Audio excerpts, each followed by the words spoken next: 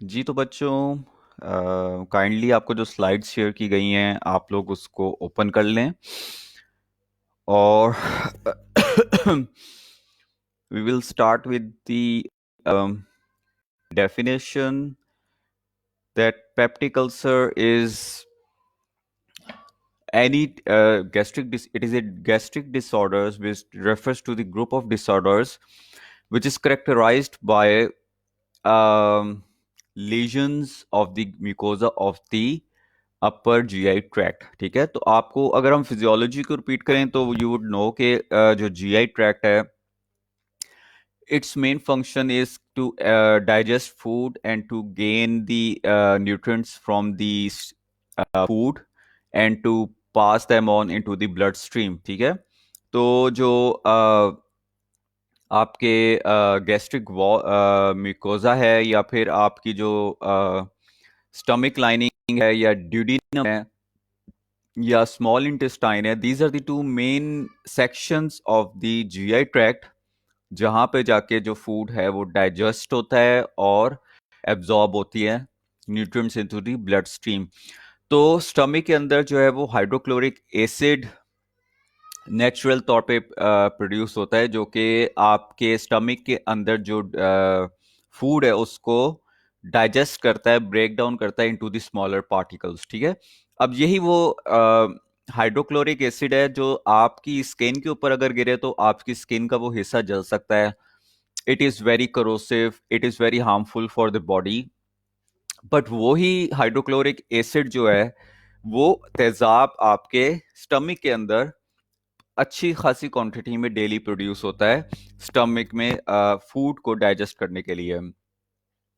तो नेचुरली तौर पे अल्लाह ताला ने एक ऐसा निज़ाम रखा हुआ है कि जहां जहां वो एसिड गैस्ट्रिक स्टमक के अंदर या ड्यूडिनम के अंदर, जो कि first part of the intestine होता है, स्मॉल इंटेस्टाइन, वहां पे जहां जहां वो उसका एक्सपोजर होना होता है with the wall of the stomach, वहां पे नेचुरली जो म्यूकस मेम्ब्रेन है वो म्यूकस प्रोड्यूस करती है, उसकी एक लेयर बना देती है on the inner side of the stomach, जिससे जो एसिड है वो आपके जो स्टमक है उसको डैमेज नहीं कर पाता। ठीक है, तो ये जो म्यूकस मेम्ब्रेन है किसी भी वजह से या किसी डिजीज की वजह से ये म्यूकस मेम्ब्रेन टाइम जो है वो डैमेज होना शुरू हो जाती है।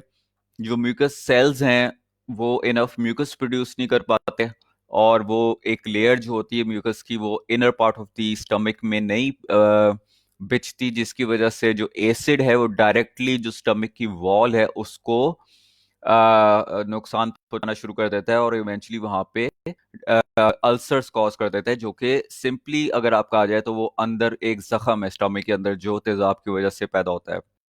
तो अ, जैसे आपको बताया कि पर्टिकुलरली ये स्टमक में और ड्यूडिनम ड्यूडिनम जो है वो first part of the small intestine है, जहाँ पे स्टमक के फौरन बाद जो फूड है वो पास ऑन होता है इनटू द ड्यूडिनम। तो ड्यूडिनम तक आते आते जो पीएच होती है स्टमक की गैस कंटेंट्स की और जो ड्यूडिन की पीएच होती है उसमें थोड़ी वेरिएशन होती है। ठीक है, and this results in the impaired quality of life, work loss and high cost medical care। ठीक है, तो वो पेशेंट्स जो कि अल्सर्स का शिकार होते हैं या इवन गैस्ट्राइटिस का शिकार होते हैं या फिर किसी भी और गैस्ट्रिक डिसऑर्डर का शिकार होते हैं, तो उसका नुकसान ये होता है कि जो स्टमक है वो न्यूट्रिएंट्स को प्रॉपर्ली एब्जॉर्ब नहीं कर पाता। जिस तरह से लंग्स जो है वो आपको पल्मोनरी डिजीज में पता है कि ऑक्सीजन को ब्लड के अंदर एब्जॉर्ब नहीं कर पाते, तो बॉडी के अंदर ऑक्सीजन की कमी होना शुरू हो जाती है। इसी तरह जितने भी गैस्ट्रिक डिसऑर्डर्स हैं उनमें जो आपका जीआई ट्रैक्ट है वो एब्जॉर्ब नहीं कर पाता न्यूट्रिएंट्स को, जिनमें कार्बोहाइड्रेट्स हैं, प्रोटीन्स एंड फैट्स हैं, जिसकी वजह से आपकी बॉडी के अंदर न्यूट्रिशन की हो सकती है, डेफिशिएंसी हो सकती है और जो पेशेंट है वो साथ साथ मजीद कॉम्प्लिकेशंस का शिकार हो सकता है। पेशेंट जो है वो ड्राउजीनेस फील कर सकता है, उसके अंदर जो स्ट्रेंथ है, एनर्जी है, उसका कम हो सकता है, वर्क लॉस ऑब्वियसली मतलब जो है वो अगर मेंटली या फिजिकली तौर पे उसकी बॉडी को इनफ न्यूट्रिशन नहीं मिल रही होगी, तो पेशेंट जो है वो अपनी 100% एफिशिएंसी के तहत जो है वो जो डेली लाइफ एक्टिविटीज के रोल हैं वो प्ले नहीं कर सकता। और इसके अलावा high cost medical care required होती है। ऐसे पेशेंट जो है usually they are not hospitalised, but sometimes उनका अल्सर जो ना एग्रावेट कर जाता है, या उससे कॉम्प्लिकेशंस इतनी ज्यादा हो जाती हैं, वो इतनी क्रिटिकल कंडीशन में चले जाते हैं that they have to be hospitalised. ठीक है, तो फिर उनकी हॉस्पिटल केयर, इसके अलावा घर में मुसलसल मेडिकेशन लेनी पड़ती है, उसकी अलग कॉस्ट है। तो अब नेक्स्ट है वो इंट्रोडक्शन की है, जिसमें मुख्तलिफ गैस्ट्रिक डिसऑर्डर हैं जो कि इंटर रिलेटेड हैं, और more they are related to the hyper secretion of the gastric acid. सबसे पहले गर्ड है gastro oesophageal reflux disease, which is the movement of the gastric content from the stomach into the oesophagus. ठीक है, तो oesophagus है वो pipe है जो कि आपके माउथ ओरल कैविटी कनेक्ट कर रही है विद द स्टमक। अब वो जो इसोफेगस है, चूंकि जो आपके स्टमक है और इसोफेगस, उसके दरमियान एक स्फिंक्टर है जो कि प्रिवेंट करता है एसिड को इसोफेगस में जाने से। ठीक है, क्योंकि सिर्फ स्टमक की जो लाइनिंग है वो ही म्यूकस की वजह से प्रोटेक्टेड है फ्रॉम द एसिड इसोफेगस। तो फॉर सम रीजन वो स्फिंक्टर लूज हो गया, या किसी भी वजह से, या hyper secretion of the acid, कि वो जो एसिड है वो आपके इसोफेगस में चला जाता है, और इसोफेगस के अंदर जो लाइनिंग है, इनर लाइनिंग, उसको डैमेज करता है, जिसकी वजह से इसोफेगाइटिस होने की इन्फ्लेमेशन हो सकती है of the inner lining of oesophagus. ठीक है, तो अगर एसोफेगाइटिस होगा तो तब भी जो खून की जो खाने की नाली है वो तंग हो जाएगी, उसमें से खाना गुजरने में पेशेंट को पेन फील होगी, तो उस वजह से भी बहुत कॉम्प्लिकेशंस डेवलप होते हैं। फिर dyspepsia, it is the symptom which is persistent recurrent pain और एब्डोमिनल डिस्कम्फर्ट। जो अल्सर्स के पेशेंट्स होते हैं, या गर्ड के पेशेंट्स होते हैं, या इवन गैस्ट्राइटिस पेशेंट्स होते हैं, उनमें डॉक्टर्स जो इनकी क्लिनिकल नोट्स में लिखते हैं कि इनको डिस्पेप्सिया है। डिस्पेप्सिया का सिंपली मतलब ये है कि एब्डोमिनल पेन या एब्डोमिनल डिस्कम्फर्ट। फिर पेप्टिक अल्सर डिजीज में टू मेन कैटेगरीज हैं जो याद रखनी है, एक ड्यूडेनल अल्सर है और एक गैस्ट्रिक अल्सर है। ठीक है, जैसे मैंने आपको बताया था कि जी दो मेन जो पोर्शंस जीआई ट्रैक है जो कि कांटेक्ट या टच आ सकते हैं with the gastric acid, that is the stomach and the duodenum, which is the very first part of the small intestine. तो ड्यूडिनल अल्सर्स और गैस्ट्रिक अल्सर्स में थोड़ा बहुत वेरिएशन है, उनकी ट्रीटमेंट गाइडलाइंस में फर्क है। इस वजह से आपको पेशेंट में डिफरेंशिएट करना जरूरी है कि either your patient is having duodenal ulcer और गैस्ट्रिक अल्सर। तो duodenal has persistent current abdominal pain or abdominal discomfort countered in the upper abdomen. अच्छा, जो अल्सर की जो पेन होती है या गैस्ट्रिक पेन होती है वो बहुत ही ज्यादा फोकस नहीं होती, या फिर आप उसको पेशेंट पिन पॉइंट नहीं कर सकता कि स्पेसिफिकली इस रीजन में पेन है। वो आपको एक रफ सा आइडिया देगा कि एब्डोमेन में, पेट के हिस्से में जो है वो दर्द है।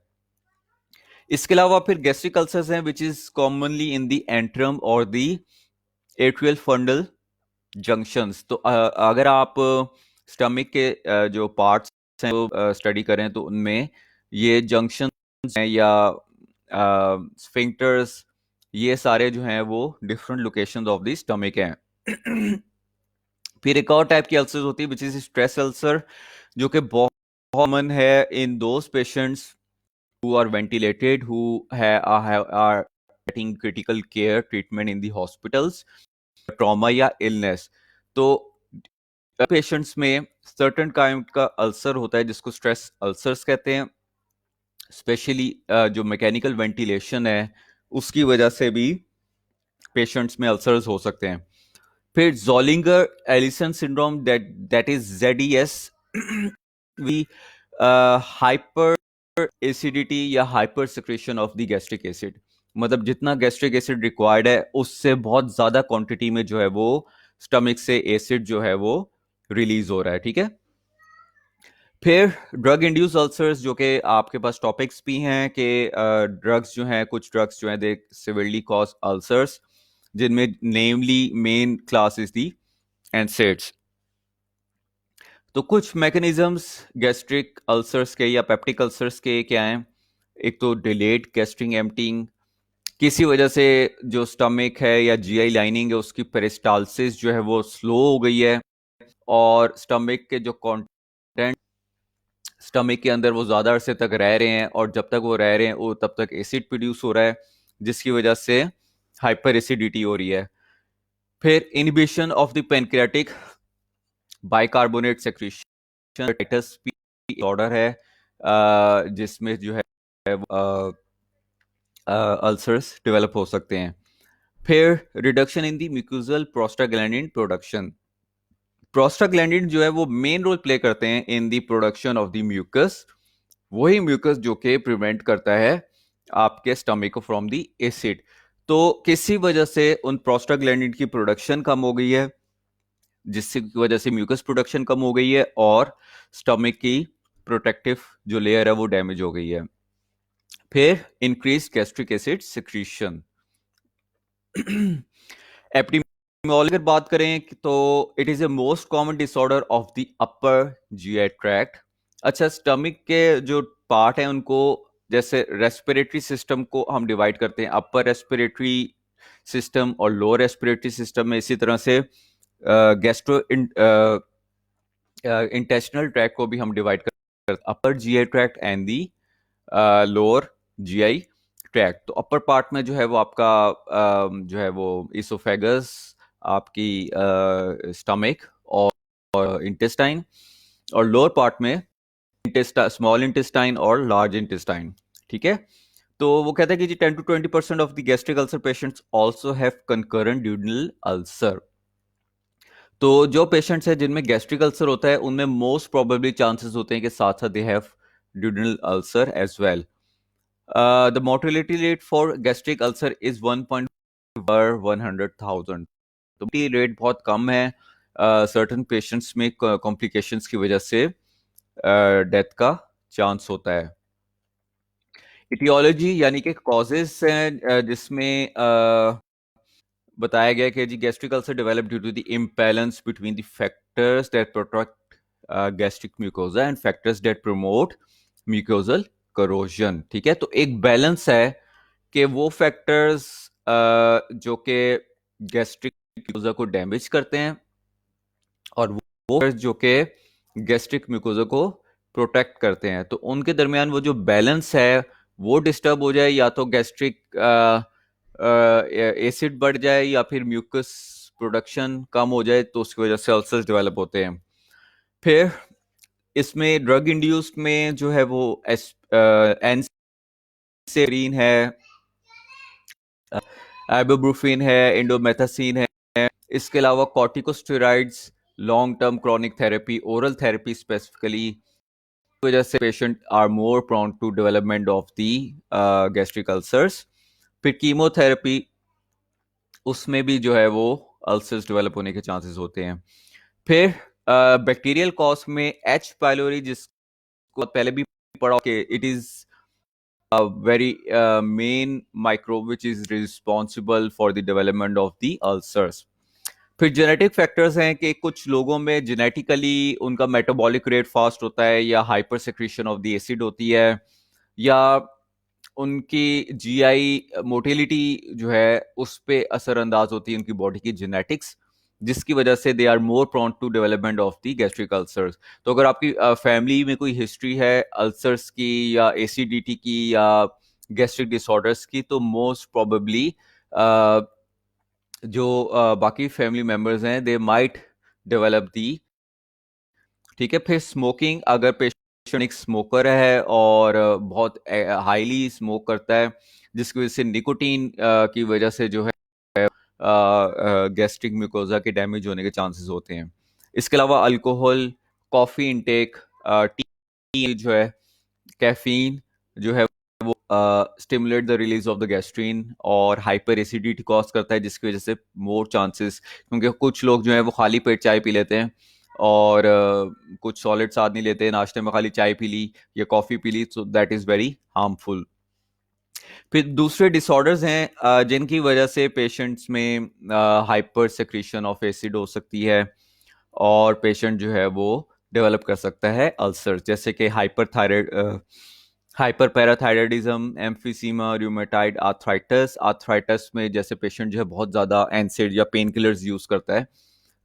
इसके अलावा लिवर सिरोसिस, हिपेटिक डिसऑर्डर्स जो हैं उनमें भी जो पेशेंट है बहुत ज़्यादा जीआई डिस्टर्बेंसेस डेवलप करते हैं।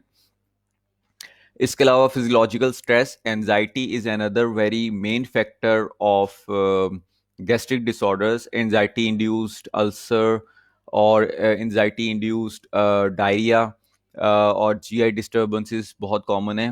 फिर क्रॉनिक रीनल फेलियर और hepatic cirrhosis. Now coming to the sixth slide, that is the pathophysiology. तो peptic ulcers occur when the balance between the aggressive factors and mucosal defensive mechanisms are disruptive. तो पहले भी मैंने आपको बताया था कि एक बैलेंस होता है बिटवीन द एग्रेसिव फैक्टर्स, जैसे कि गैस्ट्रिक एसिड है, और म्यूकोजल डिफेंसिव मैकेनिज्म के वो फैक्टर्स जो कि गैस्ट्रिक एसिड से प्रोटेक्ट करते हैं, तब उनके बीच जो बैलेंस है दैट इज डिस्टर्प्टेड। तो उसमें प्रोटेक्टिव फैक्टर्स हैं, क्रोजिव फैक्टर्स हैं, फिजियोलॉजिकल डिफेक्ट्स हैं associated with peptic ulcer disease और गर्ड। सेवंथ स्लाइड में अगर आप आए तो आप देखेंगे one by one in factors को किया गया है। प्रोटेक्टर्स जो हैं वही है जो आपको मैंने बताए हैं कि lining of the gastric wall या स्टमक वॉल या फिर duodenum is protected by the mucosa, और वो जो म्यूकोजा है it protects the acid from damaging the stomach wall. ठीक है। क्रोजिव फैक्टर्स में inability of the gastric mucosa to resist corrosions by the irritants. बहुत तरह के कांस्टेंट इरिटेंट्स जो है स्टमक में आते रहते हैं, स्पाइसेस हैं, कैफीन है और अल्कोहल है। तो कॉन्स्टेंटली जो म्यूकस मेम्ब्रेन है वो हर तरह से प्रोटेक्ट करती है। इसके अलावा माइक्रोब्स हैं तो उनके अगेंस्ट कॉन्स्टेंटली जो है म्यूकस मेम्ब्रेन प्रिवेंट करती है डैमेज से। Exposure to the gastric acid and pepsin is necessary for ulcer development. ठीक है। तो स्टमक में एसिड के अलावा गैस्ट्रिन, पेप्सिन, ये भी एंजाइम्स हैं जो कि हेल्प करते हैं in the digestion of the solid food particles. ठीक है। तो वो भी जो है वो उनकी सिक्रीशन ज़्यादा होने की वजह से अल्सर्स डेवलप होते हैं। फिर ड्यूडिनल अल्सर है patients who have up to twice the number of parietal cells. Parietal cells वो सेल्स हैं जो कि हाइड्रोक्लोरिक एसिड को स्टमक वॉल के अंदर प्रोड्यूस करते हैं। तो जैसे मैंने आपको बताया था कि कुछ लोगों में नेचुरली जेनेटिकली पेराइटल सेल्स ज़रूरत से ज़्यादा हैं नंबर्स में, तो ऑब्वियसली वो ज़्यादा सेल्स होने की वजह से ज़्यादा हाइड्रोक्लोरिक एसिड प्रोड्यूस करेंगे। फिर elevated serum levels of pepsinogen 1 I and a are a corresponding increase in the pepsin secreting capacity. फिर जो पेशेंट्स होते हैं उनमें पेप्सिन और गैस्ट्रिन की जो है वो अबव नॉर्मल सिक्रीशन होती है in contrast to the hydrochloric acid. ठीक है। तो जो ये पेराइटल सेल्स हैं ये अदर एंजाइम्स भी सेक्रेट करते हैं for the degeneration of the proteins and other carbohydrates. इसके अलावा above normal rate of the gastric emptying resulting in delivery of the gastric acid low to the duodenum. तो क्या होता है कि जी आपके स्टमक का एक गैस्ट्रिक एम्प्टिंग टाइम है, एक स्पेसिफिक टाइम तक फूड कंटेंट जो है वो गैस्ट्रोइंटेस्टिनल ट्रैक्ट के हर पार्ट में रहता है। वहाँ पे जब वो प्रॉपरली अपना जो है डिज़ोल्व हो जाता है या फिर जितने उसने न्यूट्रिएंट्स वहाँ पे एब्जॉर्ब होने हैं वो हो जाते हैं, फिर वो नेक्स्ट सेक्शन में मूव करता है। लेकिन कुछ वजूहात की बिना पर ये जो गैस्ट्रिक एम्प्टिंग टाइम है या जिसको आप पेरिस्टाल्सिस कहते हैं, कि जो आपके स्टमक से इसकी कॉन्ट्रैक्शन शुरू होती है, वे जाती है up to the gastric intestinal tract. वो पेरिस्टालसिस या तो स्पीडी या फिर स्लो है, ठीक है। तो उसकी वजह से जो गैस्ट्रिक टाइम है वो डिस्टर्ब हो जाता है फ्रॉम दी नॉर्मल वन, ठीक है। तो इसमें वो कह रहे हैं ड्यूडेनल अल्सर, क्योंकि duodenum next to the stomach, तो गैस्ट्रिक जो पीएच है इट इज एसिडिक, और उसने जो फूड कंटेंट्स हैं उनको स्पेसिफिक से डिसॉल्व करना है या डाइजेस्ट करना, जितना वो करने का काम है वो फिर वो फूड कंटेंट्स को पुश आउट कर देता है इनटू द ड्यूडिनम। लेकिन अगर वो फूड कंटेंट को जल्दी स्टमक जो है वो पुश कर देगा इनटू द ड्यूडिनम, तो उसके साथ साथ जो एसिड है और जो स्टमक जो फूड कंटेंट्स एसिडिक मीडियम में था वो भी ड्यूडिनम में चला जाएगा, और ड्यूडिनम है उसको ऑल्टर कर देगा, जिसकी वजह से वहां पे अल्सर्स प्रोड्यूस हो सकते हैं। तो गैस्ट्रिक एम्प्टी टाइम का पॉइंट जरूर ध्यान में रखेगा कि स्टमक के कंटेंट जो हैं वो जरूरत से ज़्यादा जल्दी ड्यूडिनम में चले गए अलॉन्ग विद द एसिड्स, जिसकी वजह से ड्यूडिनम के अंदर अल्सर्स प्रोड्यूस होते हैं। फिर गैस्ट्रिक अल्सर जो है डेफिशिएंट गैस्ट्रिक म्यूकोजल रेजिस्टेंस और डायरेक्ट म्यूकोजल इंजरी, इसमें भी elevated serum gastrin level, normal और reduce rate of the acid secretion.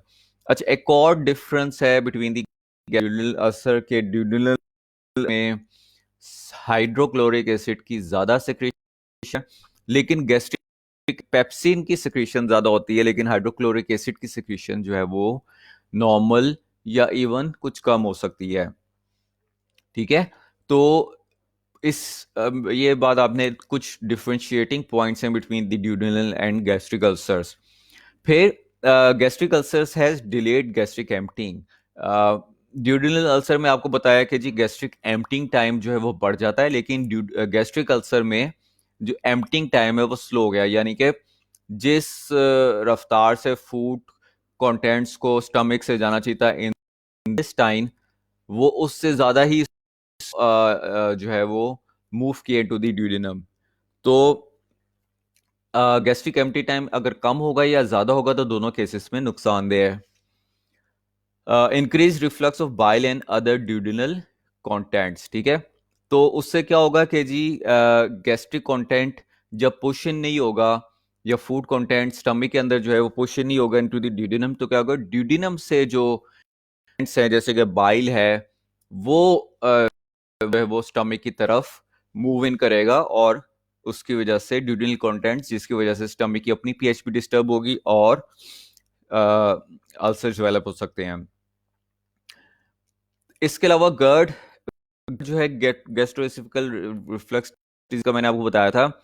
गर्ड जो है वो इस जो लोअर एसोफेगल स्फिंक्टर है, ईसोफेगस और स्टमक के दरमियान एक स्फिंक्टर है, एक रबर बैंड है जो कि प्रोटेक्ट करता है एसिड को from moving back from into the oesophagus. लेकिन किसी जो स्फिंक्टर है वो लूज हो गया है, और वो जो स्टमक का फूड या एसिड कंटेंट है वो ईसोफेगस में चला जाता है, और ईसोफेगस नेचुरली जो है वो it is not protected from the acid, जिसकी वजह से वहां पे इन्फ्लेमेशन हो जाती है और ईसोफेगाइटिस हो सकता है, जिसको हम गर्ड कहते हैं, गैस्ट्रो ईसोफेगल रिफ्लक्स डिजीज। फिर clinical presentation sign and symptoms हैं, थोड़ा बहुत जो है ड्यूडिनल और गैस्ट्रिक अल्सर्स करते हैं। यूजुअली मोस्ट पेशेंट्स में एब्डोमिनल पेन होगी, फुलनेस, उनको ऐसा लगेगा कि पेट जो है जरूर भर गया है, bloating, nausea, vomiting, heartburn जी, ऐसा लगता है पेन जो है वो हार्ट के रीजन में है, जबकि जो उसका रीजन ये होता है कि जो ईसोफेगस है वहां पे एसिड कंटेंट वो आ रहे होते हैं, वो डैमेज कर ईसोफेगस को, जिसकी वजह से ईसोफेगस में पेन होती है और बंदे को ऐसा लगता है कि जैसे हार्ट में पेन है, चुभती हुई पेन फील होती है। Ulcer pain typically occurs during the day but can also waken the patient from sleep, ठीक है। तो पेन रात को भी हो सकती है but usually it is more in the morning. अब ड्यूडिनल अल्सर पेन में क्या है कि patient has heartburn, burning, aching और क्रैम्प लाइक पेन।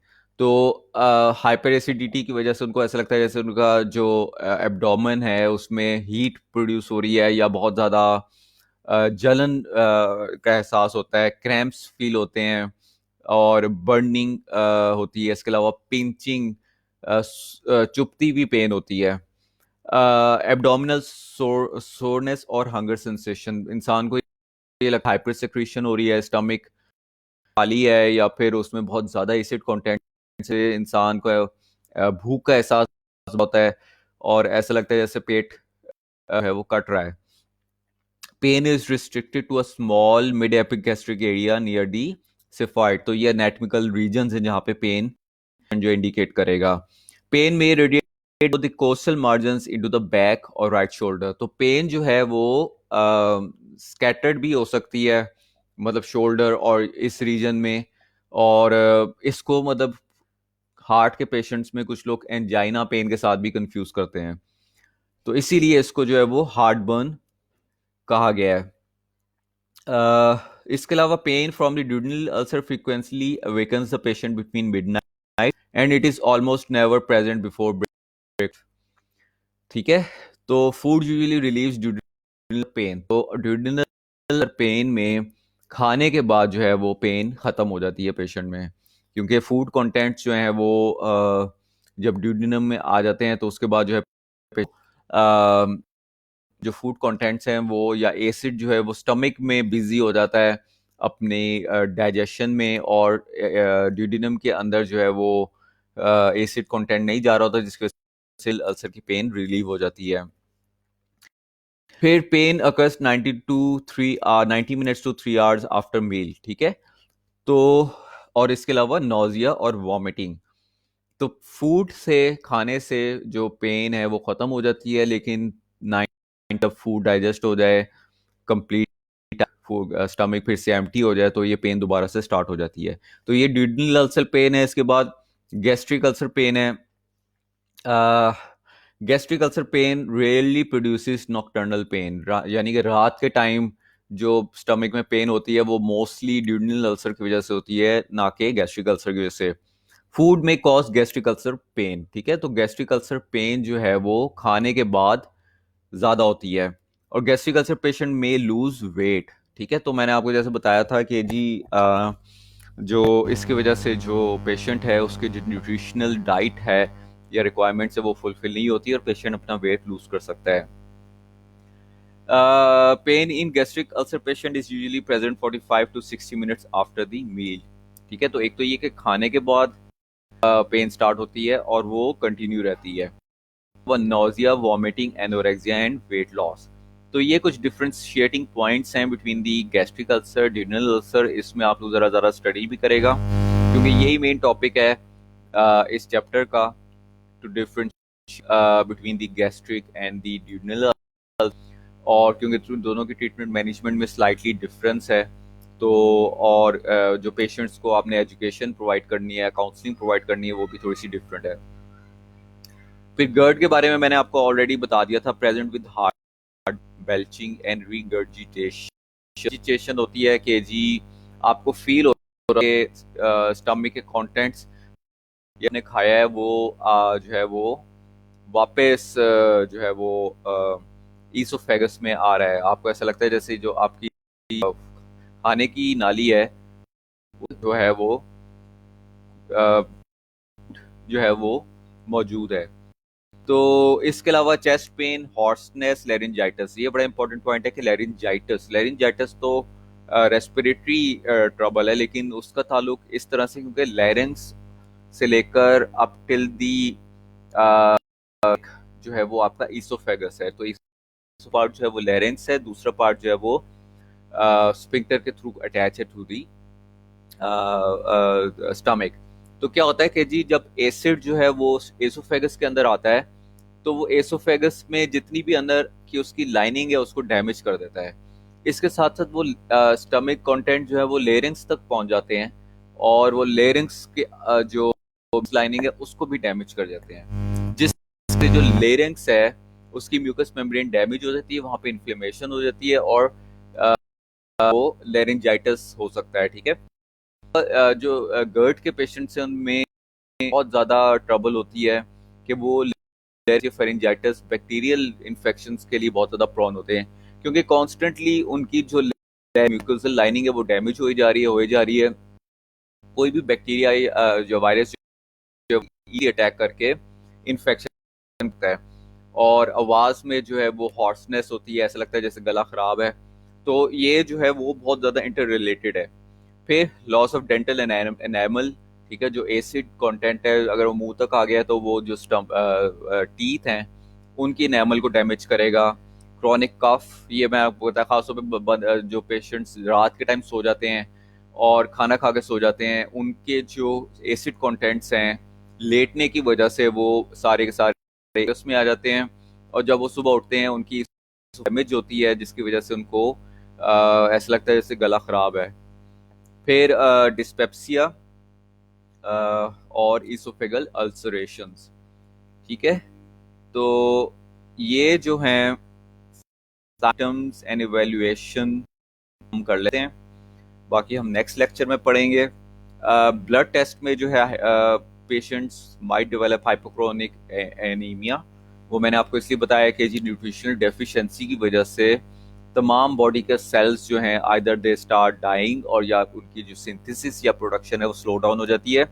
तो उन पेशेंट्स में एनीमिया भी हो सकता है, इसलिए उनका ब्लड टेस्ट करना चाहिए टू फाइंड आउट प्रेगनेंसी में और सर्टन कंडीशंस में कि ऐसे पेशेंट्स में एनीमिया तो डेवलप नहीं हो रहा। स्टूल टेस्ट करते हैं फॉर एनी ब्लीडिंग, अल्सरेशंस की वजह से कॉम्प्लिकेशन पेशेंट की इंटरनल ब्लीडिंग, तो वो ब्लीडिंग जो है या तो वॉमिट के थ्रू बाहर आती है या फिर वो स्टूल के साथ जो है वो रेड कलर के स्पॉट्स होते हैं। फिर गैस्ट्रिक सिक्रीशन टेस्ट, जिसमें आप जो है वो secretion of the hydrochloric acid को डिटरमिन करते हैं।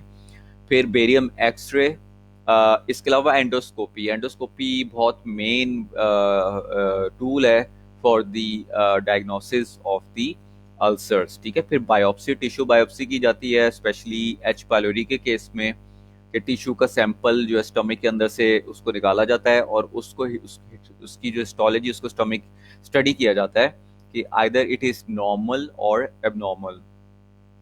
फिर इन्वेजिव और नॉन इन्वेजिव टेस्ट हैं, ये दोनों जो टेस्ट हैं ये किए जाते हैं for the diagnosis of the H pylori ulcers, ठीक है। तो ये आज का टॉपिक।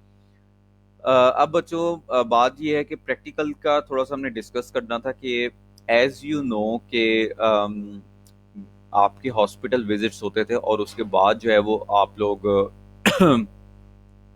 अपनी केस क्लर्क करते थे और फिर हम उसको डिस्कस करते थे। That is not possible anymore. तो what we can do now is then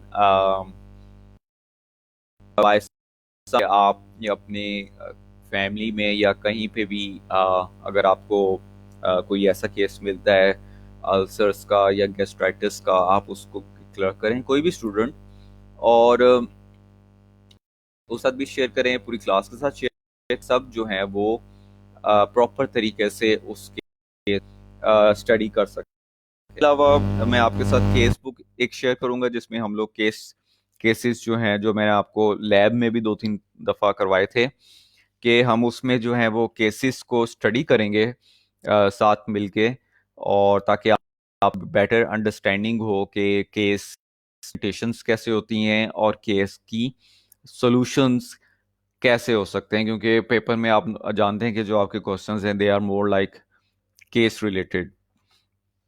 तो that is all for from today's lecture.